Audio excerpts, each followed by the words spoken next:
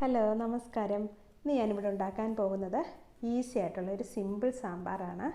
ഇത് നമുക്ക് രാവിലെ ബ്രേക്ക്ഫാസ്റ്റിൻ്റെ കൂടെയും ഉച്ചയ്ക്ക് ചോറിൻ്റെ കൂടെയൊക്കെ കഴിക്കാൻ പറ്റുന്ന വളരെ എളുപ്പം ഉണ്ടാക്കാൻ പറ്റുന്ന ഒരു സാമ്പാറാണ്. ഇതിനായിട്ട് ഞാനിവിടെ ഒരു ഗ്ലാസ് തുവര എടുത്തിട്ടുണ്ട്. ഇത് ഞാൻ കുറച്ച് സമയം വെള്ളത്തിൽ കുതിർത്ത് വെക്കും. വെജിറ്റബിൾസൊക്കെ അരിയുന്ന നേരം കൊണ്ട് ഇതൊന്ന് കുതിർന്ന് കിട്ടും. പിന്നെ നമുക്ക് വേണ്ടത് ഒരു നെല്ലിക്ക വലുപ്പത്തിലുള്ള പുളിയാണ്. ഇതും കൂടി ഞാൻ കുറച്ച് സമയം വെള്ളത്തിലിട്ട് വെച്ചിരിക്കും.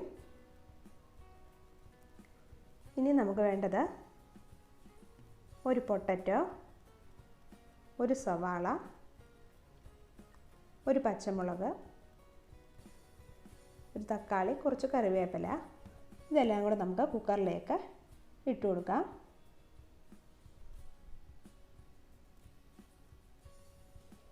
ഇനി ഇതിലേക്ക് നമുക്ക് 1/2 ടീസ്പൂൺ മഞ്ഞൾപ്പൊടി ചേർത്ത് കൊടുക്കണം.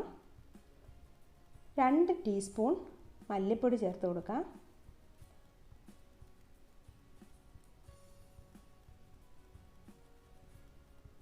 1/2 ടീസ്പൂൺ മുളക് പൊടി ചേർത്ത് കൊടുക്കണം. ഈ മുളക് പൊടിയൊക്കെ നിങ്ങളുടെ എരിവ് അനുസരിച്ച് ചേർത്ത് കൊടുക്കണം.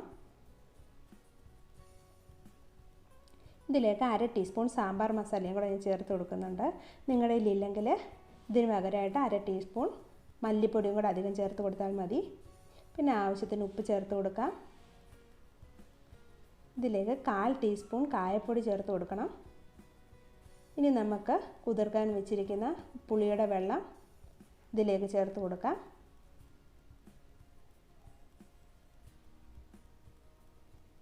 ഇനി ആവശ്യത്തിന് നമുക്ക് വെള്ളം ചേർത്ത് കൊടുക്കണം.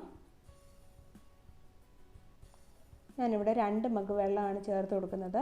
ഇച്ചിരി ലൂസായിട്ടുള്ള സാമ്പാറാണ് ഞാനിവിടെ എടുക്കുന്നത്. അതുകൊണ്ട് ഇച്ചിരി അധികം വെള്ളം ചേർത്ത് കൊടുക്കുന്നുണ്ട്. നിങ്ങൾക്ക് ഇച്ചിരി കട്ടിയുള്ള സാമ്പാറാണെങ്കിൽ വെള്ളം കുറച്ച് കൊടുത്താൽ മതി.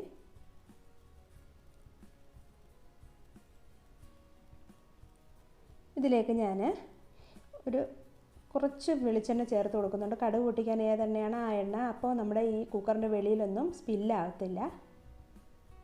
ഇതൊരു 4 വിസിലടുപ്പിച്ച് വേവിച്ചെടുത്തിട്ടുണ്ട്. ഇനി നമുക്കിതിലേക്ക് കടുക് പൊട്ടിച്ചൊഴിക്കാം. അതിനായിട്ട് ഞാനൊരു 2 ടേബിൾ സ്പൂൺ വെളിച്ചെണ്ണയാണ് ചേർത്ത് കൊടുക്കുന്നത്.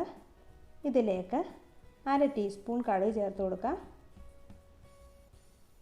പിന്നെ നമുക്കിതിലേക്ക് ചെറുതായി അരിഞ്ഞ 2 ചെറുള്ളി ചേർത്ത് കൊടുക്കാം.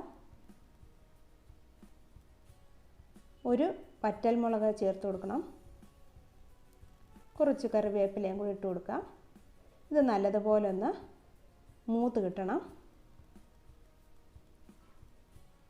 അപ്പോൾ ഇത് വഴണ്ടിട്ടുണ്ട്. ഇതിലേക്ക് നമുക്ക് വറുത്ത് പൊടിച്ച് വെച്ചിരിക്കുന്ന ഒരു 1/4 ടീസ്പൂൺ ഉലുവാപ്പൊടി ചേർത്ത് കൊടുത്തു.